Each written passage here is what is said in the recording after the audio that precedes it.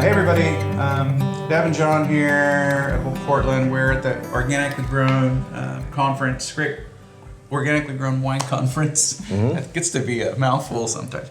We're here with the amazing and legendary Dai Crisp, and I've known of Dai for many decades through my restaurant wine and cooperage sales days, even through that tie into the wine world. But one of the things I've always known is your dedication to organic and growing, doing the right thing. And we were just talking with Drew Herman, talking about how this whole thing today got started was the coffee group. That it's what was cool is that more and more ground in the valley, vineyard ground, is being farmed organically, and people would, get together really informally, and then there was this real need for people to meet and to share ideas and to share problems, and then what are your solutions, or what are you doing to make this work? And so it just came out of several people saying, we'd like to get together. You want to come? And so that's how it evolved, and we've done this for a couple of years, and I go to a lot of meetings because I've always been involved in ag research. So I've been involved in the Northwest Center for Small Fruits Research forever, and but this particular group of people and the meetings we have are kind of extraordinary because people really all contribute to the conversation, and I really like that. And it's not usually a presentation by somebody. It's really a discussion, and it can be about various issues. Where it's what do you do about voles attacking your vines, and or powdery mildew, of course, is a big one. So it's come out of people really wanting to learn and work together, and this whole industry has been like that. When it started, it was a group of people who said, well, if we're going to do this, we all got to get good at it and share our information. So, yeah.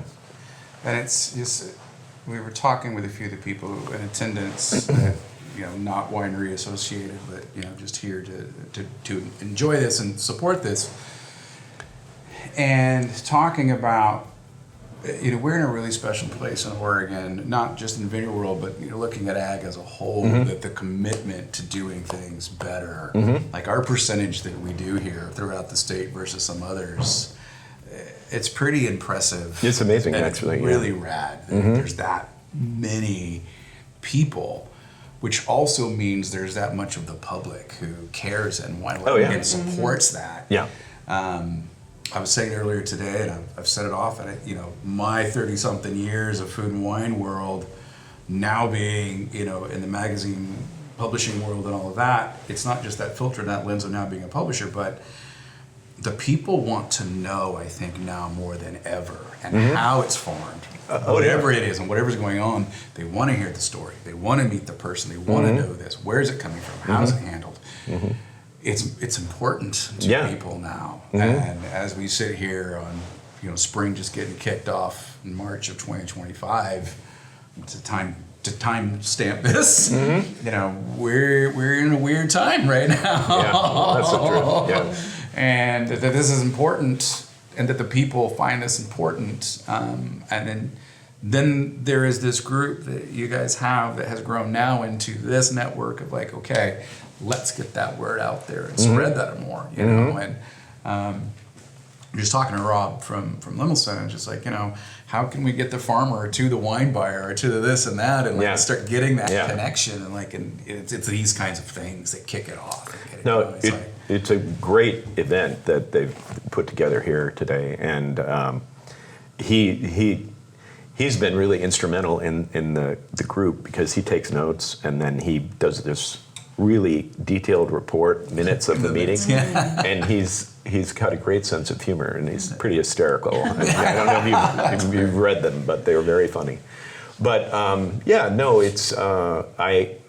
I'm really so happy to see that there's a lot of acreage of vineyard land that is being farmed organically now, and biodynamically. but a lot of certified vineyards that have third-party inspections, and it's cool. It is cool, and it probably warms your heart a little bit too for being this going this direction, making this conscious and obvious and real choice, and being committed to it for all the time. Well, when I started, times that you've been doing it. When I started, I think a lot of people thought I was weird or a little bit nuts, because that was just not a thing back in 85, 86. I was interested in farming organically at our farm. I certified 5 acres of ground on my folks' farm, certified it organic, and then we tried to grow arugula and onions on ground that hadn't been farmed, hadn't had crops on it, so it was just full of weeds, and I didn't know what I was doing, and we lost money, and the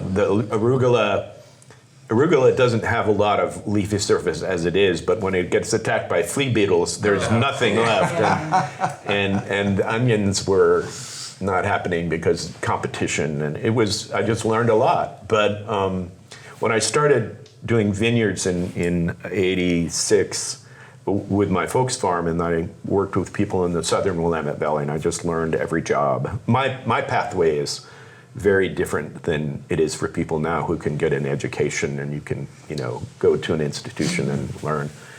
I really didn't think about doing that. My first life was in the theater, and I did photojournalism as a minor at OSU, and then I did graduate work at UC Irvine in the theater and acting. And so I came back to really help my folks get this little vineyard up and going, and then I got hired by Chancey Croft in 1989 to run his vineyard. Okay. And I took that job saying that I would do this, but I really want to farm it organically, and he was totally good with that. He thought it was a good idea. Yeah.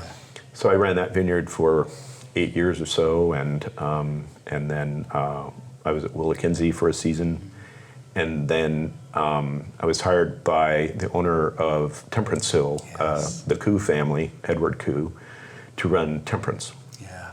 This is my 26th year there. Yeah, man. And it's been farmed organically the whole time I've been there. And it's an incredibly special place. It's a high elevation vineyard. If you've been to Bethel Heights Winery, from their tasting room, it's above their tasting room and then goes all the way down to Christum's fence line on the east side. Yeah. So it's very diverse. The flavor profile, there's a flavor through line of Temperance Hill and the Aola, but that vineyard has so many different slopes and aspects, and there's soil changes, and it is a tricky site. It's cool. We start harvest after a Chehalem mountain area is done, kind of thing, and so it's not without risk, but it really is. I farm for 30 wineries, and I work with a bunch of just great people, and it's a good spot. For those of you who do know, for those of you who don't know out there, Temperance Hill is, it's absolutely synonymous with the history of the Willamette Valley and what's going on. It's the stuff, y'all. It's the stuff. With an interesting name. Yeah. Well, what's really okay? I was gonna say, and justice, and so, jump on it. So the funny thing, I can't remember where I was, but one of the guys that was he was a person who was seeking out properties that would be suitable for vineyards. Vic Vinquist, I think his name is, and I connected with him somehow, and he said, I bet you don't know where Temperance got its name. And I said, no, I really don't. And he said that when they were developing the property for the Koo family, they were I don't know, in a bar watching the Kentucky Derby. And the horse that was out in front was Temperance Hill. And if you look it up, Google it, Temperance Hill was this really phenomenal racehorse. So it was out front. Yeah. Okay. Yeah. That's pretty random. That's, I mean, it's working. Yeah. It's been working. Yeah. A lot of people think it's, the irony of the temperance movement and that kind of thing, but that's not where it came from. That's cool. I know you got stuff to do when you're here to do this, but we're truly honored to be here, and we're like so supportive of what this coffee group has turned into this thing, and man, the work that you have done, the decades, just thank you. Yeah. Oh, thank you. Thank you. Hanging in. It's been really fun, and what I'm so happy about is seeing other young people really be motivated and being committed. It's just a commitment. I think that if you look at what the rules are for growing organically, it can be done here, and very successfully. It just takes that willingness to really do it, and we're really seeing a lot of acres now being farmed that way, and we're learning so much. And the toolbox is different now. We have some things that we can use that biological fungicides, for example, that are really effective, and then we use some technology that's really, really cool. At the USDA ARS, there's a scientist there named Walt Mahaffey, and I've been involved with those guys for some time, and he would meet with us. He'd come to growers meetings, and he said, "Well, what is your problem? What are your issues?" And we said, "Well, powdery mildew is the big one." Mm-hmm. He said, "Well, what do you do?" And we said, "Well, once we start growing, the little shoots come out. We break buds, and the little shoots come out. By the time they're 4 inches or so to 6 inches, we start spraying, and we spray sulfur, elemental sulfur, that creates an environment that is difficult for mildew to take hold."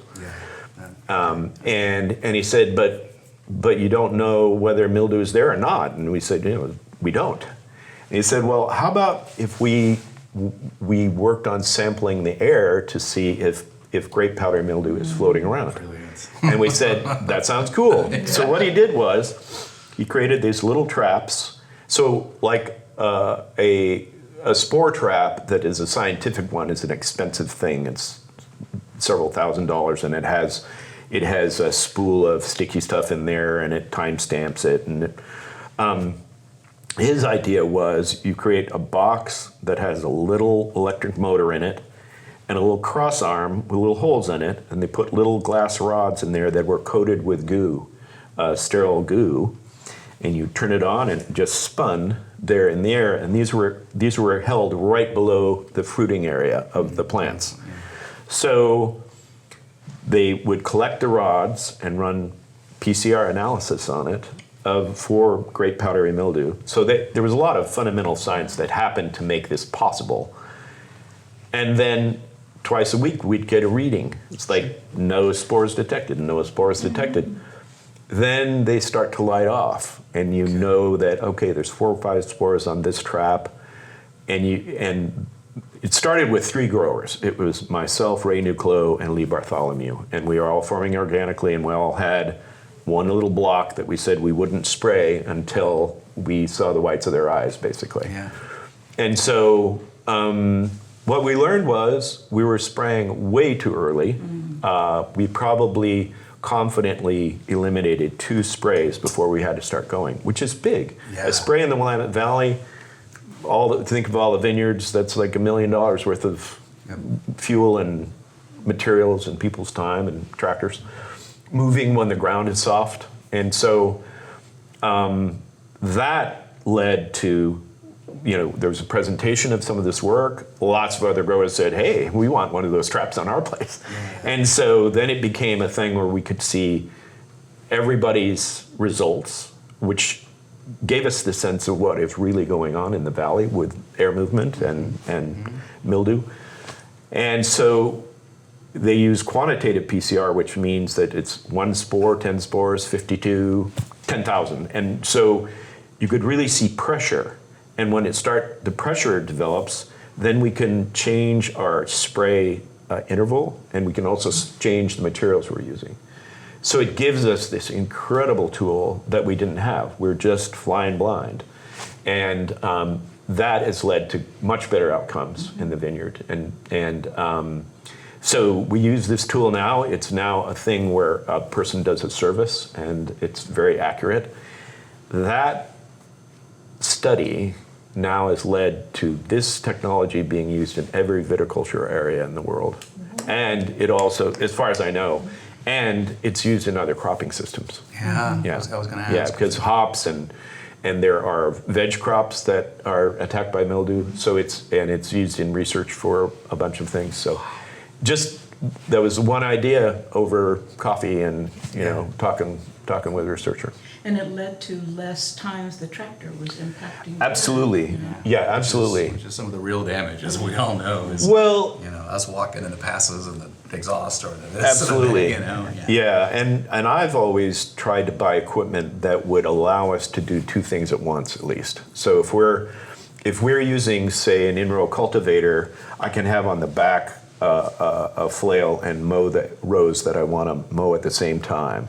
Or if you're hedging, you can have a flail on the back. And so you try to minimize the number of times you're out there with a machine.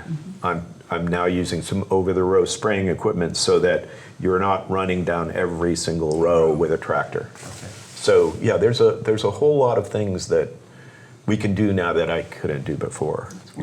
Yeah. Well, and just in that time and that experience, I mean, that's just the true, let's get in it. As you were saying, when you were getting started, there wasn't the university, the classroom, the this and that. It's like literally, I got to go. We have to figure this out. We had to figure it out. Yeah, no, we didn't have, Chemeketa and OSU. The beginnings of it were there. It was back when Steve Price and Barney Watson were the two main people looking at, viticulture and enology at Oregon State. And over time, Chemeketa developed a program, and a lot of people got their education down at Davis, or some other spots down in California, and came up with that information. But now it's a different story. Now there's a lot of coursework people can take, and you can actually get degrees in it. Yeah. I don't have a degree in that. You created. Yeah, I was going to say, you got something else, a master's, PhD level stuff going on, man. Well, thank you for the time. I let you get back in there in the day. Thank you very much. Just appreciate it, man. Thank you, Dean, back there. And we're going to do a couple of these today, talk to a few different people with the group, but it's a great day here. What a great cause, what a great thing. And you're going to hear us say that and be looking it up. And all right, see you guys. Thank you. Thank you.